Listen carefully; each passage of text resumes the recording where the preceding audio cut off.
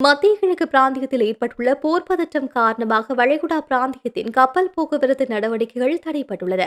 இதன் காரணமாக இலங்கையில் இருந்து அந்த பிராந்தியங்களுக்கான ஏற்றுமதி தடைப்படும் என துறைமுகங்கள் மற்றும் சிவில் விமான போக்குவரத்து அமைச்சர் அனுர கருணாதிலக தெரிவித்துள்ளார். தற்போதைய சூழ்நிலையை கருத்தில் கொண்டு தேயிலை உள்ளிட்ட நாட்டின் ஏற்றுமதியை மாற்று சந்தைகளுக்கு வழங்க திட்டமிட்டுள்ளதாக அவர் கூறியுள்ளார்.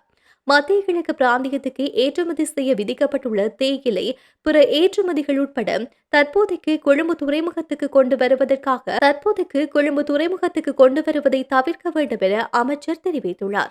துறைமுகத்தில் தேவையற்ற நெரிசலை தடுக்க இந்த கோரிக்கை விடுக்கப்பட்டதாகவும் அவர் கூறியுள்ளார். இதேவேளை இலங்கையில் பெரும்பாலான தேயிலை மத்திய கிழக்கு பிராந்தியத்திலிருந்து வாங்கப்படுவதால் எதிர்வரும் நாட்களில் தேயிலை ஏற்றுமதியில் குறிப்பிடத்தக்க தாக்கம் ஏற்படும் என்று எதிர்பார்ப்பதாகவும் அவர் குறிப்பிட்டுள்ளார். இது தொடர்பாக மாற்று நடவடிக்கைகள் எடுக்க உரிய நிறுவனங்களிடம் கலந்துரையாடல்கள் நடத்தப்பட்டு வருவதாகவும் அமைச்சர் மேலும் தெரிவித்துள்ளார்.